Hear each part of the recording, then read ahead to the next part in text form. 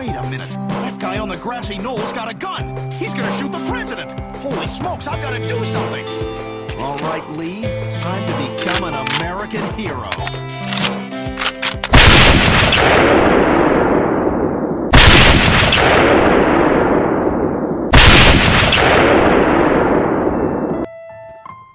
November Network and Neopolis Media proudly present to you the Lone Gunman Podcast with your host, Rob Clark, where research comes to shine and myths comes to die. Stay tuned, be right there.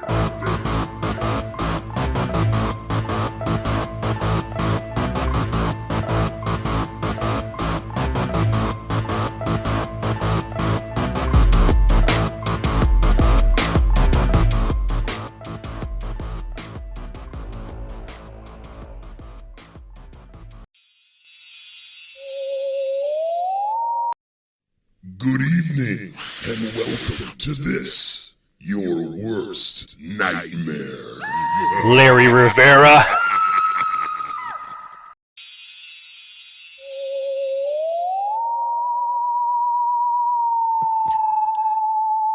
Whoa. Billy. Not yet, buddy. I still gotta introduce the show. I gotta get everything set up and everything so everybody understands what the hell I'm talking about. I promise you'll get your chance to speak, Billy. I promise. Billy, come on, bro. Just give me a little bit. I got to set everything up. Then I promise you can have the last word, sir. I know you want to set these guys straight. Thank you. What's up, everybody, and welcome to the Lone Gunman Podcast. This is episode number 105. I am your host, Rob Clark, and this episode is the ghost of Billy Lovelady. Now, he got a little early start there, but I promise he will make an appearance in this episode. That's right. Now, the reason this episode is called The Ghost of Billy Lovelady, okay, is, of course, Billy Lovelady passed away in 1979 at the age of 41 from a heart attack. And although some folks might have you believe that there's some sinister, murderous thing behind his death, it can't be proven. There was no autopsy done. You know, it just happens sometimes. You know, people die, okay? Sometimes people die young. You know, sometimes it just happens. Not everything surrounding the Kennedy assassination when people die is some kind of a gigantic conspiracy.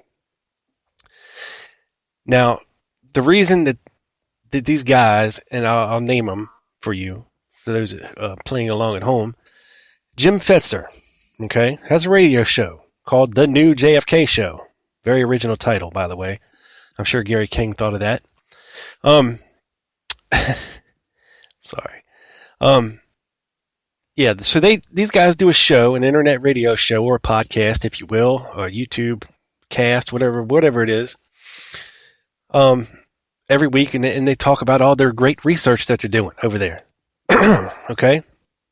Now, these are the same guys that brought us Oswald in the Doorway and all this other nonsense about a 30-second limo stop, despite, any evidence whatsoever, But the main thing is, of course, is when they're addressing Oswald in the Doorway. Now, for those of you not familiar, let me set it up for you real quick. And for those of you who are familiar, bear with me, okay? Because not everybody knows about this. Okay, but in the Alton 6 photograph, there was a figure in the background of the doorway of the Texas School Book Depository. Obviously, to most people, it is Billy Lovelady. Okay, now, of course, 50 years ago, when you're looking at a blurry newspaper photo, there is kind of a resemblance to Lee Oswald. But when you have the original photograph or negative, and you blow it up to a size that's, comparable. I think the best version I've seen was done by the HSCA. And it's clearly Billy Lovelady standing there. Okay. Now, these guys will have you believe that it's Lee Oswald standing there because supposedly they'll tell you that the man in the doorway is wearing Lee Oswald's arrest shirt. Okay. Now, Billy Lovelady that day had a very distinct shirt on. It was a long sleeve red shirt, bright red, and it had vertical and horizontal black and white lines of varying degrees of thickness running through it, creating a plaid pattern. Okay, it's a red plaid shirt, long sleeve, button up. Now, when you're looking at the Alton's photograph or a blow up of it, if you look very closely, you can see this pattern, and it's very faint. Okay, because we're talking about a blurry image in a shadowy spot that's very diminutive when in the scope of the original photograph. The original photograph is very large. It encompasses a lot of things going on in it, including the limo, including the school book depository, and the Dowtex building behind it, and cars in the motorcade, Secret Service agents, the doorway, spectators, all kinds of stuff going on in this photo. But the part we're talking about is very small if you look at the original photo. Now, if you actually take a picture, a color picture, of Billy Lovelady wearing the shirt that he wore that day, and you put it next to a blow-up of the man in the doorway of the Auction 6 photograph, and you put them side by side, and you see how the shirt patterns are, and you see how it circles around his arm, you can see the pattern on the man in the doorway, but they won't admit this, okay? They try to maintain that, no, it's Oswald's ugly orangey brown arrest shirt, okay, that he was arrested in. Now, Oswald's own words, at least according to Fritz's notes, state not once but twice that he went home to Beckley and changed his clothes before he went to the theater. And by his account, he was wearing a reddish shirt. Okay, now reddish could mean a lot of things, especially back then. It could have meant like a light tan or brown. It could have meant orangey. It could have meant reddish, a dark red, maroon, any kinds of things here, okay? And there were clothes found at Beckley that match somewhat of the description, because nobody, except for Marion Baker, says that Oswald was wearing a long sleeve shirt at work that day. Now, Marion Baker said it was a light brown shirt. Okay? Now, when you're comparing a light brown shirt, okay, what comes to my mind is khaki or tan or beige. And there was a shirt of that description found at Oswald's rooming house in the dirty clothes pile. Everybody else that saw Oswald that day said he only had a white t-shirt on, which is probably what he worked in.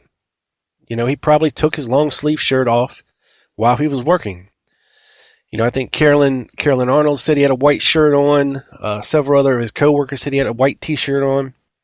And that's probably what he worked in, and he probably hung his long sleeve shirt up with his jacket or put it in a room somewhere or whatever he did with it. I don't know. But absolutely no one, and I mean 0 people, put Oswald in that ugly orangey brown arrest shirt at the Texas School Book Depository that day. We don't have one witness stating that he was wearing that shirt at work that day. Okay? Therefore, you have no evidence whatsoever that Lee Harvey Oswald wore that shirt to work or that he's standing in the doorway wearing it. Now, for this guy to be Lee Oswald standing in the doorway, of course, they will tell you that there had to be massive alteration done to the Auction 6 photograph. And I'm talking massive alterations. I'm talking people whited out, people blacked out, people obscured. There's even talk, this is what they say, I'm serious, somebody cut out a picture of Billy Lovelady's face and superimposed it over Oswald's. And I'm not kidding, this is what they say. I guess when somebody in New York just happened to have a picture of Billy Lovelady laying around that they could mask, somehow Photoshop this photo.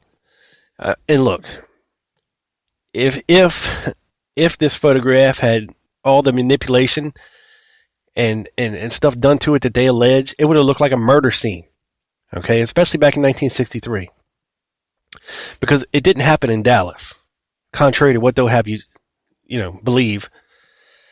Ike Auchins tells a very distinct story, okay, about what happened after he took his pictures. He went straight back to his office. He immediately had the pictures developed, and they were on the wire, okay, within 20 to 30 minutes of the president being shot. That means that they were on the wire and out to New York, the headquarters, where it was then disseminated out to the world over the wire, okay? So whatever alteration took place had to take place in New York. And they had to just happen to have a picture of Billy Lovelady handy to make this happen. And they just happened, and they just had to do a great enough job on it to where you can't tell that anything was messed with in the picture in 1963 without computers. Okay, you see my skepticism here. You hear it. I believe that they're just full of crap, okay? And I've been fighting this stuff for years. Before I did this radio show, probably 4 or 5 years ago, I started doing a blog because of Jim Fetzer. Jim Fetzer come out with this idea of, he had Ross and Kay on his show. They were talking about Oswald in the doorway, and I said, no way, Jack. No way. There's just too much evidence that it's not him. You know, and Fetzer said, well, if you got something to say, then bring it. So I brought it. I sent him a nice, respectful email explaining why they had this wrong. And I put detailed information in. I put, evidence in there, testimony in there. Was very respectful. And you know what I got back? Ha ha. This was a very amateurish attempt of blah, blah, blah, blah, blah. And it was just such a condescending, assaholic response. I couldn't believe it. So I was like, all right, screw this guy. Well, I'll just start a blog, and I'll just contradict everything they say. So that's what I did. Every time Sinkay would come out with something, or they'd say something on the radio show, I'd do a blog post about it. And I'd explain why they're wrong. And I wasn't alone. I had other guys doing it too. Not that I had them doing it, but they took it upon themselves to do it too. B. Pete, 1969, Joe Bax, Robin Unger, Lance Uppercut. All these guys saw what's happening and felt that they needed to right a wrong, just like I did. And, fast forward a couple years, I said, okay, I've had enough of this. I'm done with them. I've said what I had to say. Whenever somebody looks their stuff up, they're going to find mine. So, the truth is out there. I was done. And, these other guys are still at it, though. But I just don't have the wherewithal to keep up with their horse shit and do everything that I'm doing, too. They try to...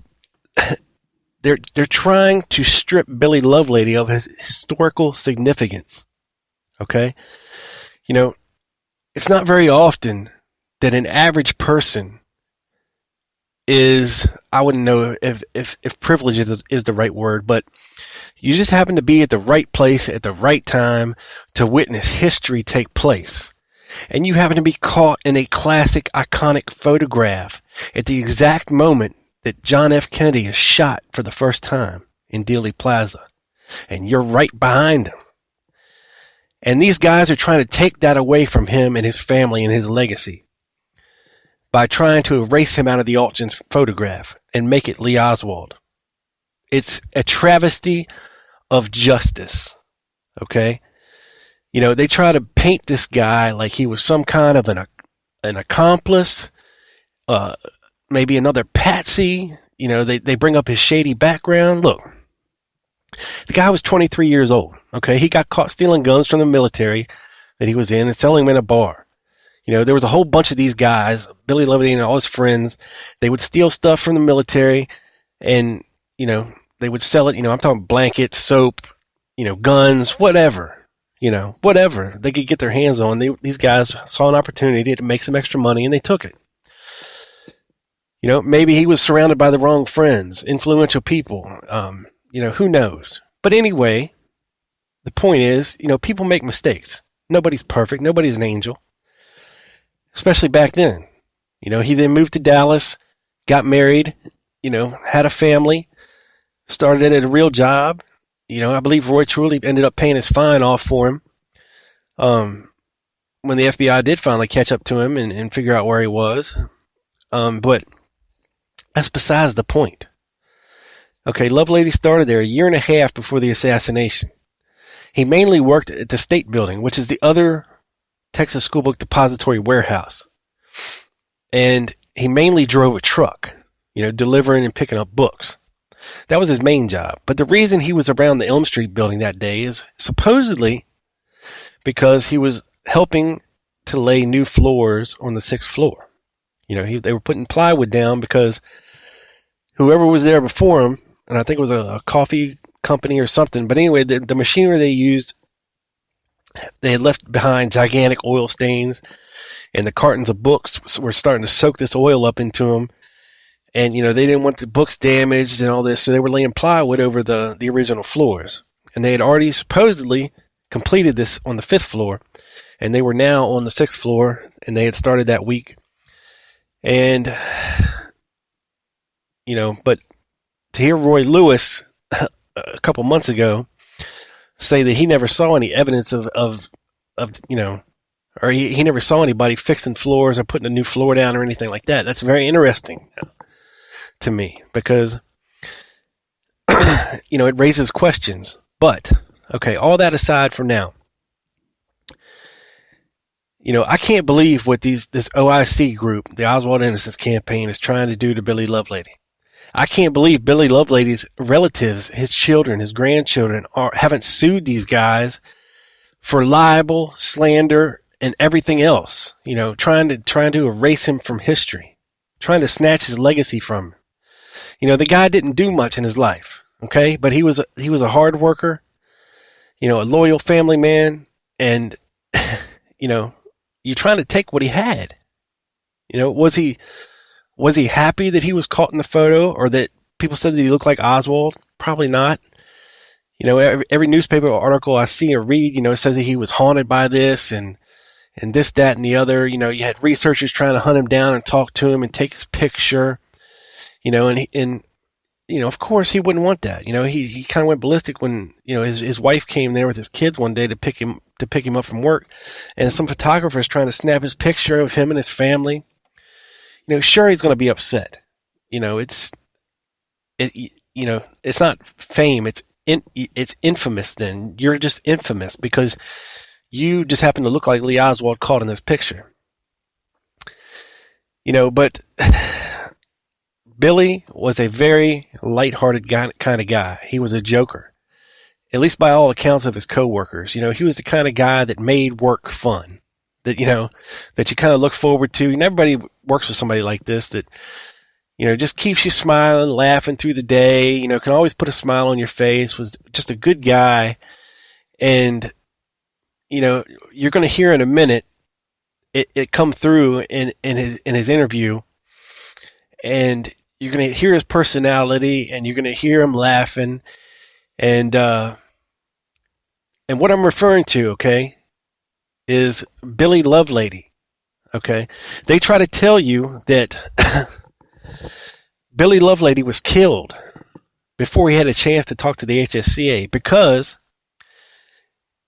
somebody did not want this whole shirt business to come out. Now, in June of 1964, Billy Lovelady was contacted by the FBI. They asked him, say, hey man, can you come down to our office so we can take your picture? He says, sure. And then he asked them, hey, you want me to wear what I was wearing that day? And they said, no, don't worry about it. So he just came down in whatever he was wearing. And what he was wearing was a short sleeve, red and white, vertically striped shirt. And the stripes were several inches thick. So it didn't resemble a plaid pattern in any kind of way. Okay, it's very obvious that shirt and the shirt that he wore on November 22nd are two totally very different shirts. One short sleeve, different colors, vertically striped. The other one is long sleeve, red, bright red, and plaid, black and white stripes of varying widths. So he goes down to the FBI office there in Dallas, and they take his picture, and they say thank you, whatever. Now, they wrote up a report about this, and they made a mistake when they wrote the report up. Whoever wrote the report up stated in the report that this is what Billy Lovelady was wearing on November 22nd, when quite obviously it's not. Okay? Obviously it's not. Now, they used this, okay, to put Billy Lovelady somewhere else on the stairs in a short sleeve shirt, which is just ridiculous because we have Billy Lovelady in the Martin film wearing, and it's in color, wearing his red shirt. You can see the plaid. He's right there on the front steps of the Texas School Book Depository. It's a film. You see, we have film of Lovelady in the Dallas Police Department as they're bringing Oswald through there, and he's sitting at the desk, just watching Oswald go by. And you can see for yourself that he has a long sleeve. I mean, it's a black and white movie, but you can see that his shirt is long sleeve, and it has a plaid pattern. And if it was in color, it would look like the one in the Martin film. And it would look like the one that he was photographed later on in. Okay, clearly not a short sleeve, vertically striped red and white shirt. So we clearly have evidence, real evidence, that Billy Lovelady was wearing a red long sleeve plaid shirt. Now, what they'll tell you is that's not Lovelady. It's what they call gorilla Lovelady. They say he has a jutting jawline of like a 5-day growth of beard on his face. And then he looks somewhat like a gorilla, but look, this is a still from a moving picture in 1963. It's not a photograph. It's a still from a moving picture. Okay, all kinds of stuff can go on when you freeze frame and capture a still from a moving picture. Things get distorted, there's shadows, God knows what's going on. But it clearly is a Billy Lovelady, okay? Now, you're going to hear for yourself from Billy's own mouth, and he's going to answer all these questions for you about the shirt, about what he did that day in November 22nd, 1963. You're going to hear it for yourself because they question him. Now, I'm going to play you about 2.5 minutes of audio here from Jim Brewer and Cheech Marin. I'm sorry, Gary King and Larry Rivera. Okay? And they jump in and start talking about Billy Lovelady, and I'll be right back. 2.5 minutes. Like I said, he refused to be photographed by anyone after the assassination. And he was caught in this vortex, hounded throughout his life. And then he moved out to Colorado to avoid investigators and others who wanted to talk to him. And then he died of a heart attack on January 14, 1979. He was never interviewed by the House Select Committee on Assassination. What year was that House Select Committee on Assassination? In 1979. And Billy died right when they were going to interview him. Right before? 14. Right before? Yeah, well, they did supposedly they contacted him, and they were in conversations with him. And I'm going to talk about that now because it's very, very important because it has to do with the provenance of how the story of the shirt changed from one shirt to another. Okay, and after Lovelady died, there was no autopsy performed. Okay, then later on, his wife Patricia passed away in 1996 at the age of 57. So both of them died young. Yes. Okay, there are published articles that make reference to HSCA Volume 6, page 287. And this is the reference that changed Lovelady's initial FBI report of 3/2/64 that we talked about earlier, that they brought him in on 2/29/64 and took his picture and everything. And within this document, there's a footnoted reference, and it's number 252, and it points, like I said before, to 6 Seconds in Dallas, page 227. And this refers to an outside contact report that was done with Lovelady on 7/5/78, and it quotes a document, and the number is 009727. Now, I looked for this document in all the HSCA documentation, and it doesn't exist. Okay, and an outside contact report, for example, could have been a phone call or something, very informal information. So unless it's classified, this document doesn't exist. Okay, so what's that telling Okay. us exactly? What's that telling us? Well, it tells us that the actual proof of having spoken to Lovelady and Lovelady having changed his story about the shirt that he was wearing doesn't exist. Mm-hmm. Okay? And so, because there's no tangible and attributable evidence. Right. There you heard it from Larry Rivera. No tangible or attributable evidence. Sorry, I'm just jamming, man. You might wonder why in the hell I'm playing this. And I'll tell you. Because I'm about ready to make them eat their words. That's why. And I'm happy. And I like reggae. And this dude's name is Billy Lovelady. And he's white. And he's singing reggae. So it's very appropriate. Okay? Bill Lovelady. Reggae for it now, baby.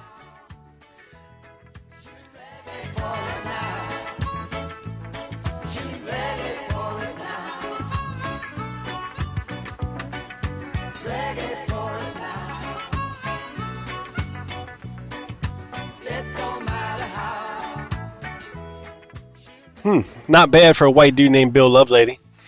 But back to the problem at hand. Okay? Now you heard him a little bit there, referring to an outside contact report. When in fact, this interview, Larry Rivera, has been sitting in the archives for 40 years. You know, you can't just call yourself a researcher by scouring the internet. Okay, if you really want to start digging into stuff like digging and find things, sometimes you have to get up off your ass and go to the National Archives and do a little digging. Now, the audio that you're about to hear, let me make sure you can hear me good. The audio you're about to hear was obtained by Richard Gilbride and posted on the internet many years ago. And I don't know how you didn't find it. But it's been there for a couple years now. And actually, Dennis Morissette threw up the first part of this interview that you're about to hear on YouTube a couple months ago. What I have for you tonight is part 2. The part 1 that I had was not really too listenable. Okay, we're talking about 40-year-old audio that sounds like doo-doo. But I cleaned this up, and I just wanted part 2 anyway because it pertains to what I wanted to focus on tonight, to shove back down these guys' throats and shut them up for a little while. And to illustrate to you the kind of sloppy research or journalism or whatever you want to call it that these guys perpetrate in. Okay? You know, I could say it all day, but you're going to hear it for yourself. And I can't do any better than that. I mean, it's the man's own words. The ghost of Billy Lovelady is coming back to haunt your ass. Jim Fetzer, Larry Rivera, Gary King, and Don Fox. And yeah, Don, I heard my name come out your mouth a couple weeks ago. And yes, I don't believe Madeline Brown's story because look, when you're looking at this stuff, you need evidence, okay? And somebody's story isn't evidence of anything. It just proves to me that you believe whatever people tell you. That's all that that's all that proves to me. And I'm sorry, but without some kind of tangible evidence, I'm not gullible enough to take some fruity loop woman's word for it. You have no evidence whatsoever to prove that the Merchants Party happened. You have no tangible proof whatsoever except a story to prove that Lyndon Johnson said, after tomorrow, these damn Kennedy boys aren't going to be a problem anymore. You got no proof whatsoever. It's a woman's story. Much like Judy Baker. A story, no proof, no evidence, no nothing. But I'm just supposed to believe it wholeheartedly and just lap it up. No, I'm sorry. I'm smarter than that. Okay? I need evidence. I need something in the historical record. I need some kind of tangible proof that what you're telling me has some kind of validity or truth to it. I'm not gullible enough to just believe somebody at their word. Because there is example after example after example after example of people that lie for a variety of different reasons, whether it be fame, notoriety, mental illness, you name it. Okay? Just to gain a little money, fame, notoriety. They want to feel important. They want to insert themselves into history.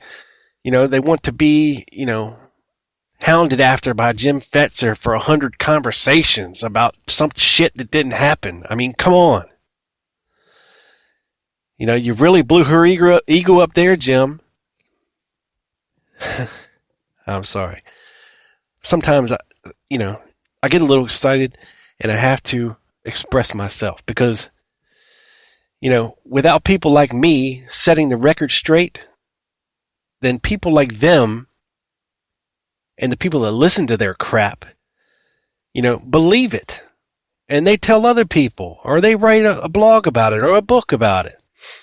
Because without Madeline Brown and without Mac Wallace, the LBJ did it theory has nothing. Nothing. Billy So Estes, here's another story. No proof, no evidence.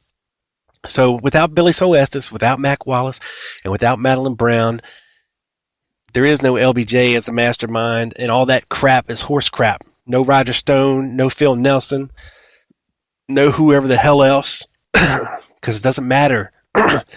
I'm sorry, I'm not going to believe things on stories.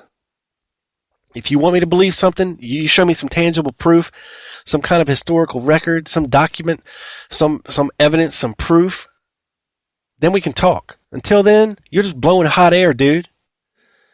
And frankly, I don't want to hear it. Now, I don't even listen to your damn show no more.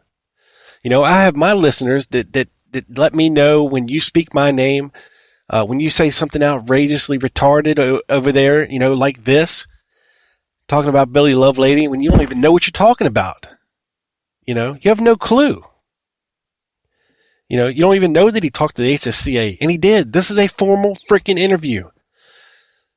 They talked to him for over an hour. They went through detailed, all kinds of stuff, asking him all kinds of questions about what he did that day, what he was wearing, what happened, who he talked to, blah, blah, blah, blah, blah, blah, blah, blah, blah.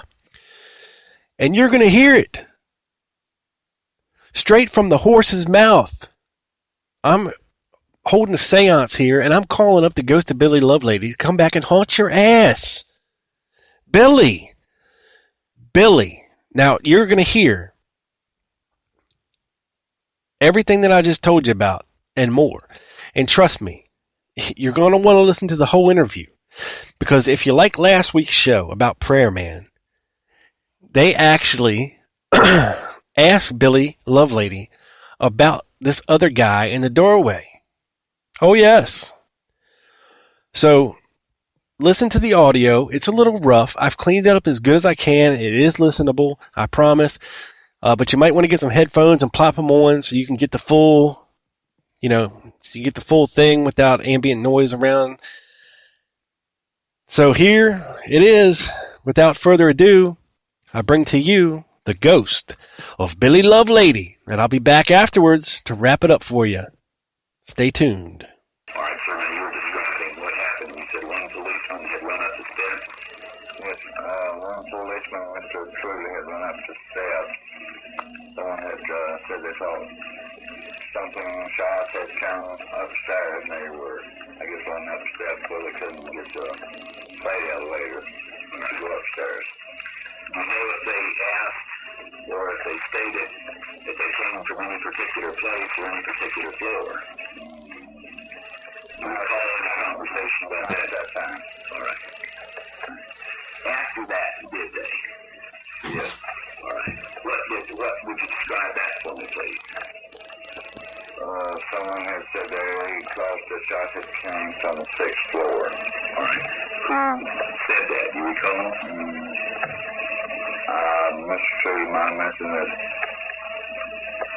someone mentioned to him that's why they ran up to that floor. All right. Now, what else did you see that went on at that time when the police came in? Well, at that time, after Mr. Trudy and the officer ran up, then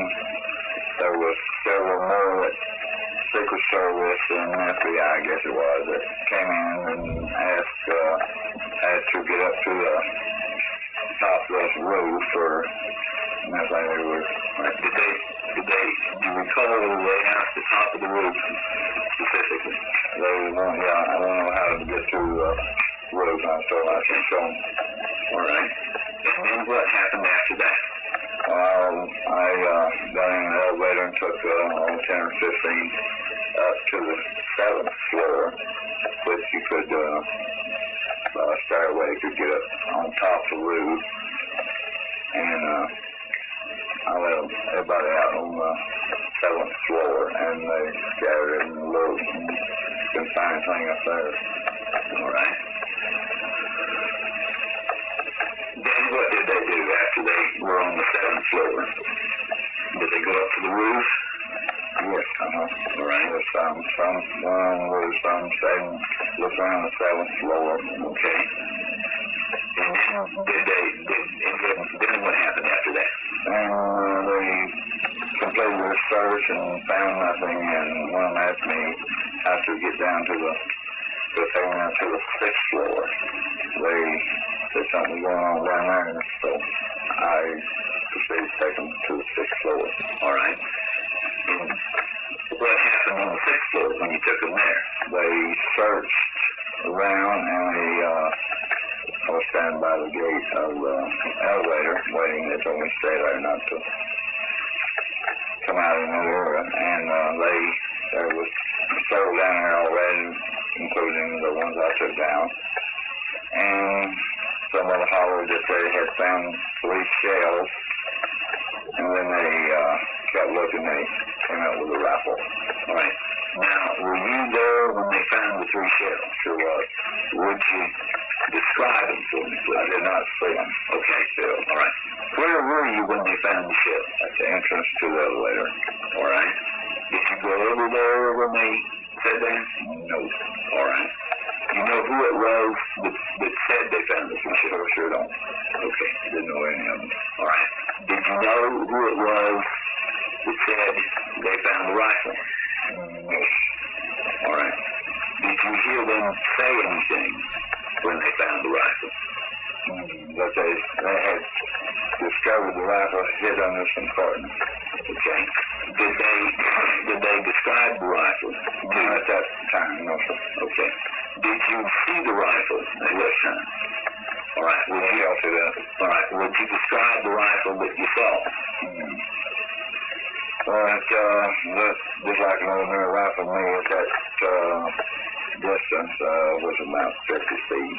Okay. And I believe it had a sling on it. All right. Did it have a scope on it? Do you remember seeing that? Okay. Do you remember anybody saying what kind of rifle it was? Not at that moment. All right. Did you hear any conversations about that rifle? No.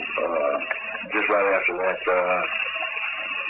a bunch of them got on the elevator, and I guess the other one got on the other one. They went downstairs, and I went on about my business. All right. Did they get on the elevator with the rifle? Yes, but not the one I was on. All right. Okay. All right. You know who was on that elevator? No, sir.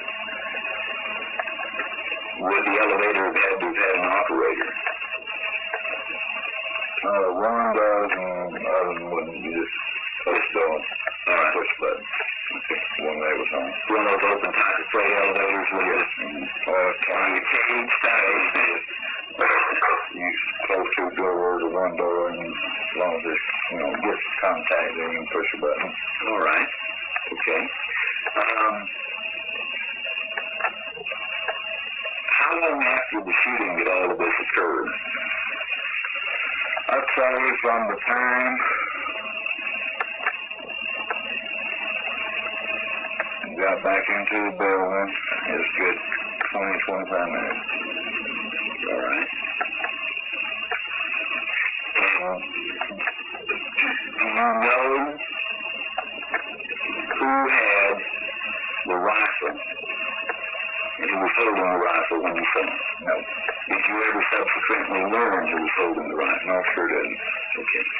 Did you ever subsequently learn the names of any of those people that were up there? No, I don't believe it. All right. Now, did anyone request that you make any reports to them about what you saw, what you heard, or what your activities were, or anything else? Yes, sir. All right. Commission on the assassination of the president. All right. Now, when was the first time that you were contacted by any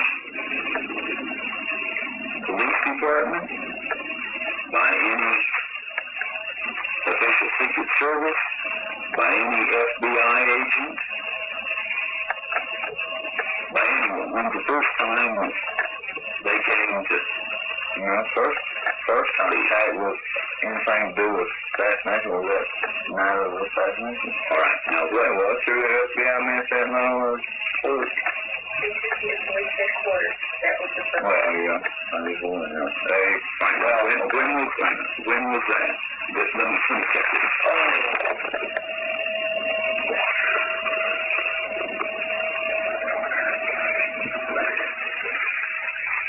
All right, now, sir, do you recall when you were first questioned by any police or federal agency the first time after the assassination? yes, I sure do. It was around 1:30 of that afternoon. All right, and do you recall who questioned you? No, that's a moment. Okay, do you recall what they asked you? They just want to know where we were at that working that morning, what we were doing, and we'd seen any. By that, we didn't know either in the building or on that floor. All right. And then what was the second time that anybody questioned you about anything? That was that night after my wife and I had gotten home. There were two Secret Service FBI men waiting for me to talk to me then. All right. Now, would you please describe that and describe who they were or how they looked and what they did?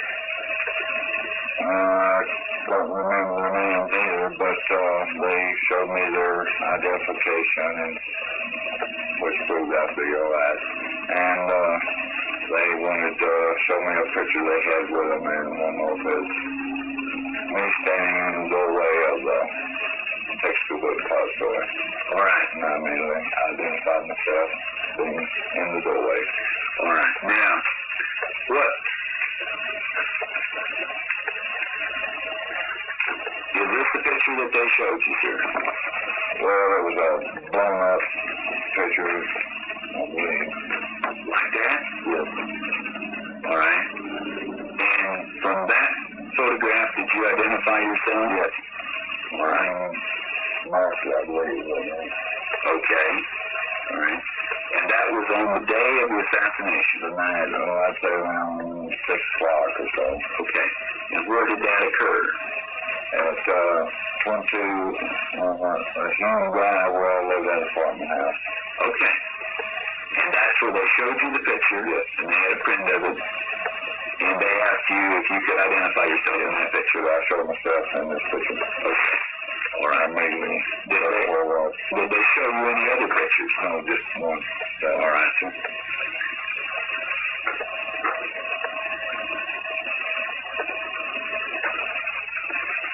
Did they ever show you this picture?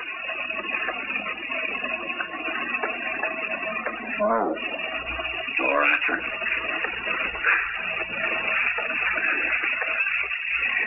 Would you take a look at that picture? And would you tell me if that's the shirt that you had on the day of the assassination of President Kennedy? Yes. Now, it shows a beard on there. Or a Shadow. or more than a 5 o'clock shadow. More than a mountain person, wasn't it? I would say I never had a bird that heavy. No, I would think it would be If the picture of a the shadow of the entrance of the building. Okay. Right. I say maybe 2 days that saving, but not no more than that. All right. Can you identify the person in that picture? Yes. Here. All right. And who is that person? Billy Lovelady. All right, sir. Now, let's number this and let's sign this. Okay? Is there any doubt in your mind that that's you? No. All right. Now, Mrs. Lovelady, you're also present. And you see a color photograph. Is there any doubt in your mind that that photograph is your husband? It has to be him because no one else has had contact with this shirt. All right. All right. It has not been out of our possession in 13 years. All right. Let us have you mark that. And I would like for you, Miss Lovelady, also to mark that you can identify that. Yes, ma'am. Sure can. That was taken in the doorway of the conservatory about between 8 and 15 minutes after the assassination by a photographer named Martin. Part of the motion picture itself. It's one frame of it.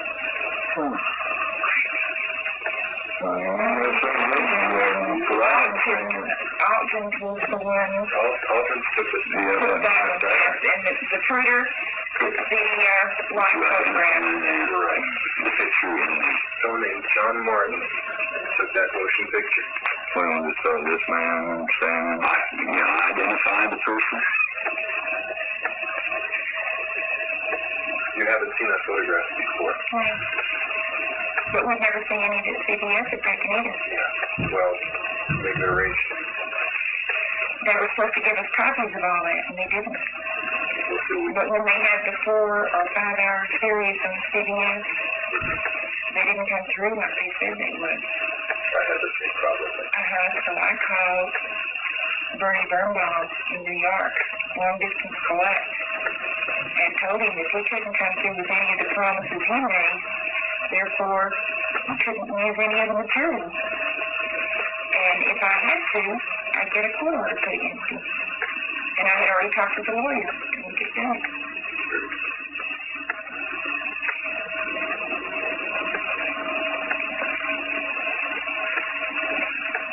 For the record at this point, while Lovelady is identifying this and signing that, I want you to identify every person present in this room with your name and your address, if you don't mind.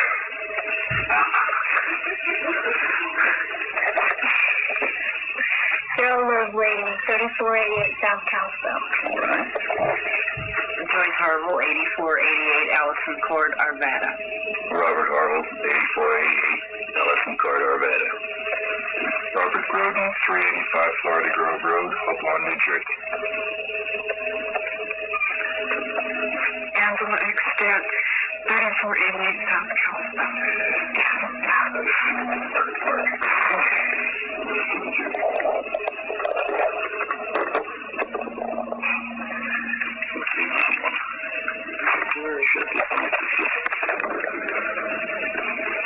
Now, Mr. Lovelady, you just identified, and your wife has identified, a person in a color photograph with a plaid shirt as being you. Right.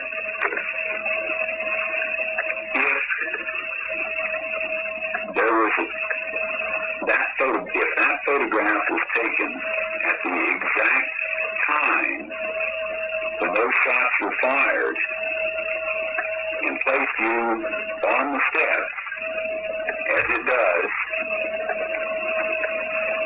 but not over in the far corner, would you still identify the photograph that you were shown by the FBI as being you? Right. It is, both pictures. Now let me clarify them. If you were shown over here, if you were shown to be right there instead of right there, and I'm pointing to a Tri-X film 8x10 photograph worldwide photos, original from the print. But if a movie camera showed you farther in the center of the doorway than that person right there, would you still identify that person as being yourself? Sure would, but I'd say the other picture was not taken in a split second. The one to the left is. Okay. All right.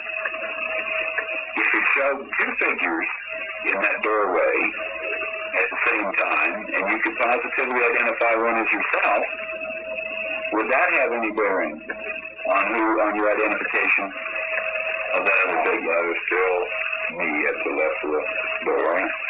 Okay. Now, sir, you said that the agents showed you that picture that night. Right? What? And they had you mark it, did they? I believe they did. All right. And what did they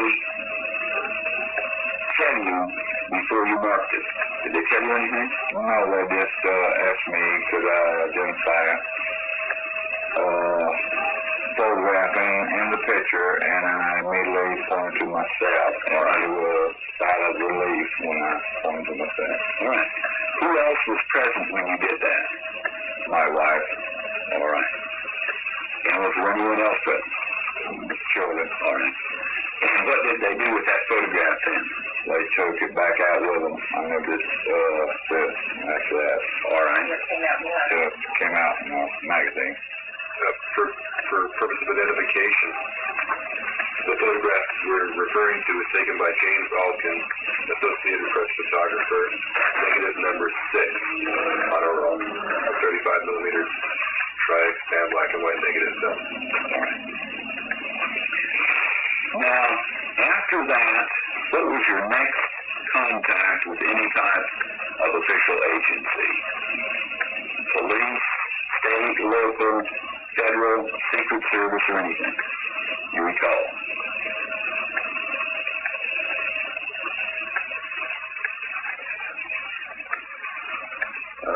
Probably the next working day, so we were off on that Monday, maybe, I think the Tuesday, some Secret Service man or someone was around and talked to me at that time. All right. Was anyone else present when they took that statement? No, there was always two together, and myself and no one else. All right. Do you recall what they were asking you about? Just where I was at and what I'd done that morning, and had I seen any other persons in the building which had not been there, or did I recognize it? No. All right. Did they tape record that statement, or did they take it down in writing or anything? They took it down in writing. They took it down. Did you sign that statement? Yes. All right. Now, following that, what was the next time that you had your statement taken or you were contacted by the FBI or any other? Well, there was not every day for quite a while. There was somebody there asking questions, and often on every time I'd hear a rumor or something, they'd come in to check it out, and I'd say nearly once a day at the most. Or if some rumor they had heard, or where I have been at a certain date, or had I been at a place, or... All right. Now, when were you contacted by the Federal Bureau of Investigation concerning the taking of your photograph? You recall that, say, a couple of months or more afterwards. Yeah. All right. And did they, what would you describe for me what they asked you, what they did, and what happened? Well, after the picture came out in the papers and several magazines, and there was a discussion of whether that was myself standing in the doorway or Lee Harville. They asked me would I come down and have my picture took to clarify this situation up. So I asked them, would they like me to wear what I wore that day, or what would they want? And they said, no, just wear what I wanted. And so I peered down to a room and saw whoever they told me to see, and they took 3 different angles of pictures, maybe 4. And then I went back to work. Did they ask you for any statement at that time or anything else? Just pictures. All right. You have a picture? But now am I to understand that they never asked you to dress in the clothing that you wore on the day of the assassination? I asked them if they wanted to wear what I wore that day, and they said no. All right. Do you recall who it was that contacted you? So I sure don't. All right. My finger.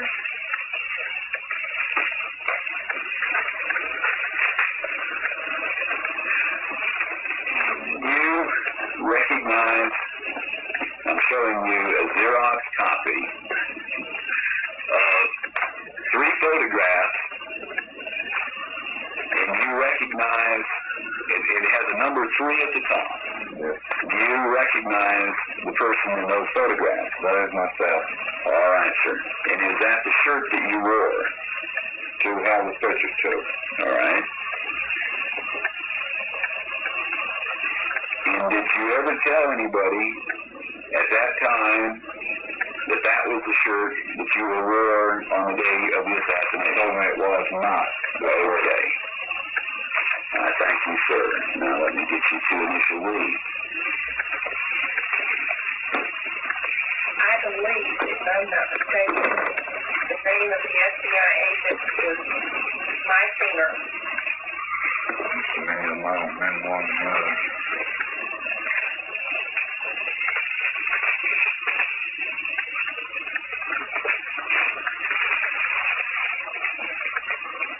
You can just find out through it. Where is it?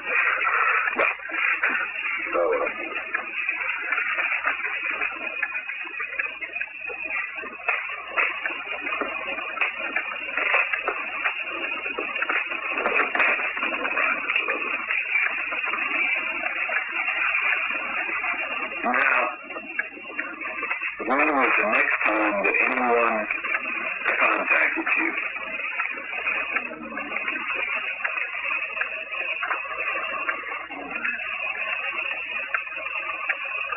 Did the FBI take any formal statement from you?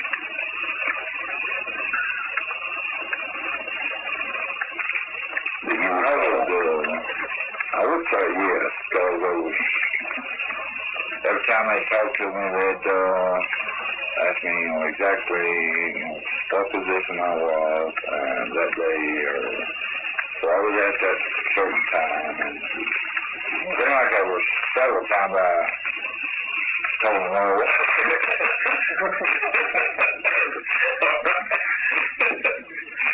Now, when you were requested to appear before the Warren Commission to give testimony? Yes, I sure was. All right, sir. Prior to that, what were you told about your appearing to give testimony before the Warren Commission?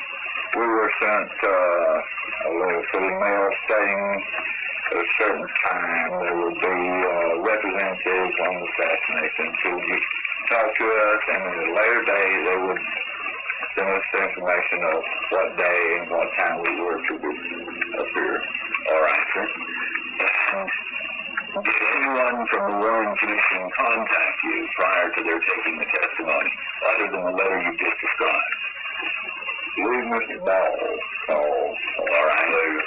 What did Mr. Ball, do you recall, or can you tell me from checking your records the date of the letter of the Warren Commission to you? Oh, I'll have to check my records. All right, sir.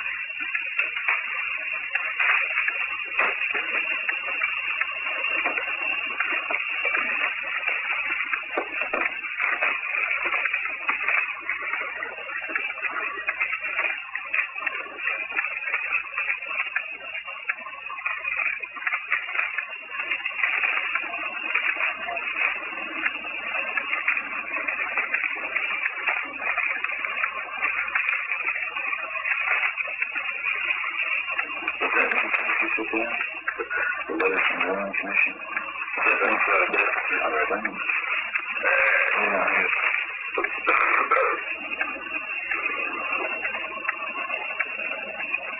Well, it said on November 29th, I got a letter, November, it was the 5th. Alright, and it is dated at the top, March 30th. Alright, 64. You recall when you appeared before the Warren Commission? Yes, April 7th, 4 o'clock. Alright, sir. You stated that someone by the name of Ball contacted you prior to your appearance before the Warren Commission. Yes. And you recall the nature of his conversation with you. What were you told, or what were you asked? That he would be interviewing myself and others pertaining to actions, around the building, maybe it's a kind of assassination question. All right. Did he in any way coach you or suggest answers to you or anything else? No, for sure. Did anyone else at any time in any agency ever in any way threaten or coerce or suggest answers to you? No. All right. Prior to having your statement taken by the representative of the Warren Commission, what were you shown? Just a picture standing in the doorway. All right. And did you mark that during the course of that hearing as being yourself? Yes. All right.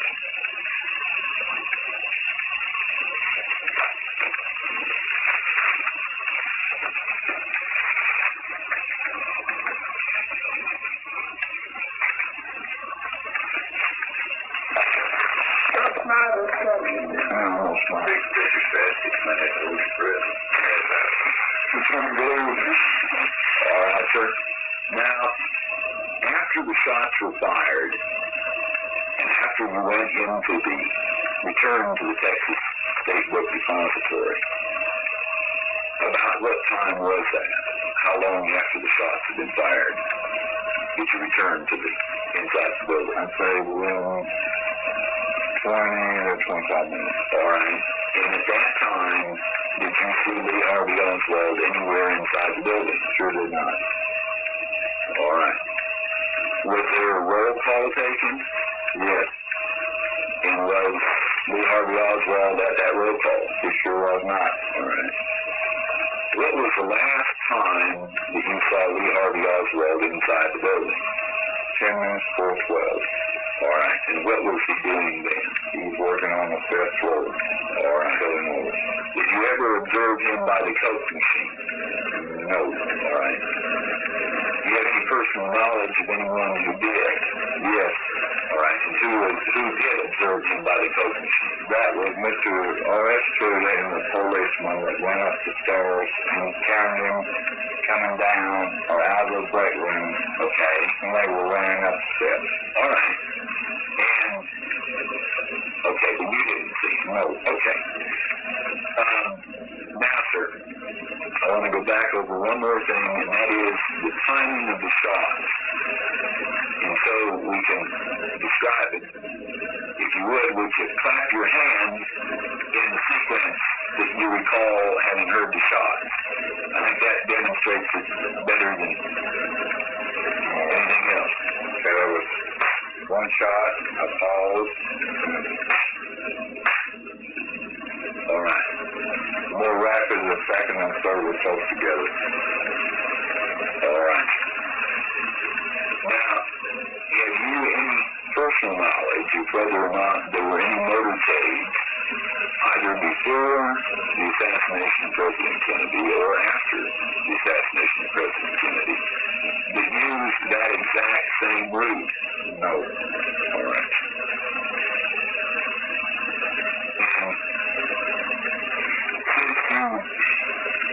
Spoke to the Warren Commission to testify before the Commission. Have you been contacted, other than by myself today, by any official killer agency of the federal government? No. Of the state or local government? No.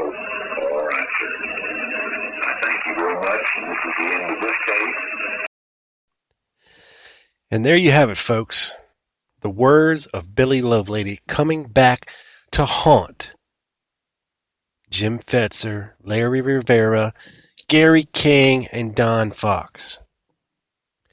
You heard it straight from the man's mouth. I mean, it doesn't get any more plain than that. And when Billy wants you to know that he means no, and you heard it in this audio interview, you heard him no, several times throughout the interview, very emphatically.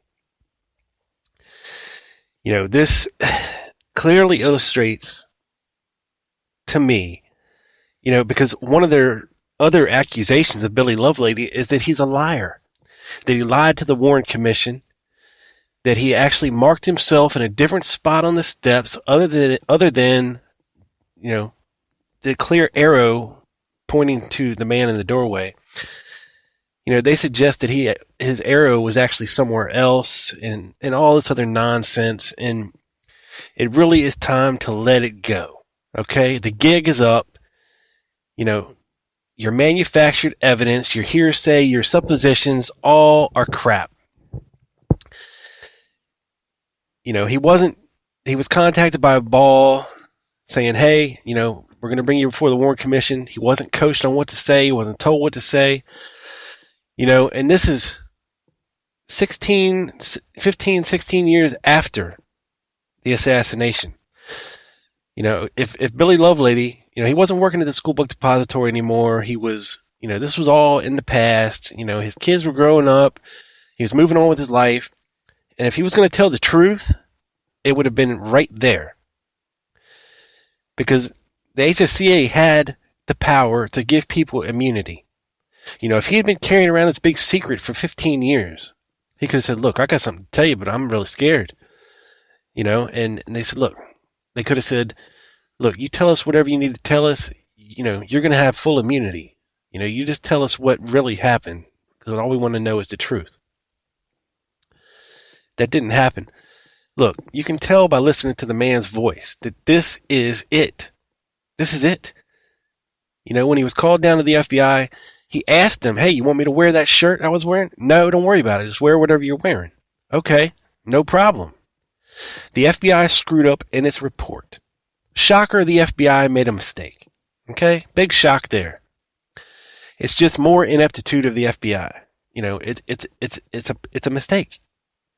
But it's contributed to this whole menagerie of horse crap surrounding this Oswald in the doorway thing. Once and for all. You heard the man, you heard the tape that doesn't exist. You heard the interview that supposedly doesn't exist. And finally, after all these years, Billy Lovelady is setting the record straight just for you, Larry Rivera, Jim Fetzer. The question is, are you going to listen? I want to hear a gigantic mea culpa on the real new JFK show, whatever the hell you're calling it now, the real deal new JFK show, or JKF show, as your graphics say, or whatever you're calling it, okay? I want to hear a huge mea culpa. I want to hear how you guys are so wrong and you got it so wrong. Please, I want to hear that. Because of all this Oswald and Dory nonsense, please explain to all your listeners and give them some kind of evidence that is not manufactured and made up and twisted in some form or fashion to put Oswald in the doorway as you do. Please, I want to hear it. Because here is the evidence right here that all that shirt nonsense that you guys perpetrate is horse crap. It means nothing. So whatever you say means nothing about the shirt. Okay, so you don't have the shirt anymore. Are you going to stick with this, this whole theory that the whole Alchin's photograph was massively altered? Prove it. How hard is it to hire a photographic expert to professionally analyze the photograph and conclude whether or not it's been altered. How hard is that? I'll tell you why they haven't done it. Because the answer is going to be no. It hasn't been tampered with. And in order to do this properly, whoever you hire is going to need to have the original photograph or a copy of the original photograph negative to do their analysis. Third, fourth generation copies aren't going to cut it. For researchers. Sorry, they're just not. Newspaper copies aren't going to cut it for researchers. Whatever experts you have looking at this needs to have first generation copy, the original photo, or something from the negative to do their analysis. And they're not going to do it, people, because they already know the answer. It hasn't been tampered with. It hasn't been altered. This whole Oswald in the doorway nonsense is a fantasy. It's a fantasy. These are desperate old men, desperate to leave their mark on the JFK research community by supposedly doing something great and proving once and for all that Oswald was in the doorway. He's innocent. He couldn't have been up on the 6th floor shooting. And people just lap it up like... it's insane to me. It's insane to me. This is proof, solid proof that they won't give you. Because what Billy Lovelady says does not jive with what the story they're telling. Because once again, without it, it's another piece of their story that just falls apart and falls away and doesn't jive with anything. So there you have it. And like I said, I'll be waiting for a response because I know you're going to hear this. And anybody out there who is buddy with Jim Fetzer or knows him or, likes to stir up shit, go ahead and send him this audio. Please do. Because I want to hear a response from this. This supposed evidence that doesn't exist. That just a couple months ago, Larry Rivera is on here telling you did not exist. Yet, it's in the archives for 40 years. It's been sitting there. Nobody bothered to grab it and get it for us except Richard Gilbride. And it's been on the internet for years. But somehow Larry didn't find it. I find that hard to believe. They want to give you this, just parts of the story to make it sound all the more macabre and all the more sinister. Sorry, you're going to have to do better than that if you want to exonerate Oswald. And you keep throwing out this Harold Weisberg and Mark Lane nonsense. Look, these two old cats are looking at a newspaper photo 50 years ago with a magnifying glass. I mean, can we get over the fact that these great researchers, Harold Weisberg and Mark Lane, thought it was Oswald in the doorway back then? Okay, come on now. We're way far removed from that. All right? I'm sorry, but that was their opinion. And opinions are like assholes. Everybody's got one. And theirs were wrong. Yes, even the greats can be wrong. Every once in a while. But anyway, that's it. The ghost of Billy Lovelady has come back. And he has set the story straight. And hopefully, Billy Lovelady's family will hear this episode. And they will do something about the Oswald Innocence Campaign smearing the good name of their grandfather, father, uncle, cousin, whatever he is to this family. Because, I just in researching Billy Lovelady, you stumble across things. I stumbled across a picture of him and Patricia's grave. And it's posted on a site. This guy named Holga, who goes around to cemeteries and photographs, relatively famous or infamous people's graves. And one of Billy Lovelady's granddaughters had left a message on there for Holga saying that she didn't find it very tasteful and or respectful, to have a picture of her grandfather's gravestone, on his website. If this poor girl and I think her name is Savannah something, Savannah Moore maybe. You know, if she found this picture of a grave on a website, she's got to have heard all this nonsense from the Oswald Innocence campaign about her grandfather and how they smear his name and call him a liar and implicate him in all this stuff. You know, the time for the nonsense is over. The truth is now out there. The ball's in your court. Do with it what you will. And I'm glad this episode is over. And I'm sorry it took me a little bit more longer to put it out because it's very clip intensive and has some personal things going on. But, you know, it's out there now. For pictures, head over to tlgpodcast.com for more. And as always, if you would like to donate, I would greatly appreciate it. You can also be a patron of the show if you go to patreon.com. That's patreon.com/The Lone Gunman Podcast. You can support this show on a monthly basis or a show basis by pledging. You can pledge $1 a month. Okay? And you sign up, it's automatically snatched out of your wallet every month and sent to me. You know, it's great. It doesn't seem like much, but you know, if enough people do it, it's awesome. You know, and it really helps things out. Because I'd really like to be able to go to Dallas this year or the year after.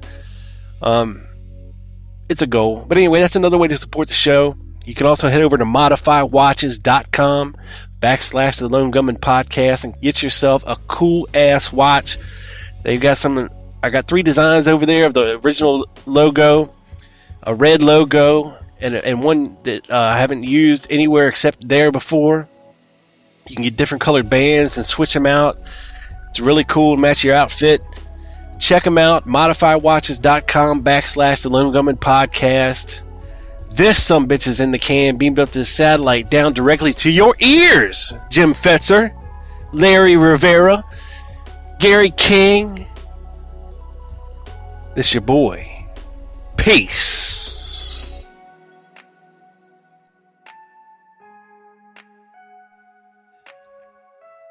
Benjamin Banger. freemusicarchive.org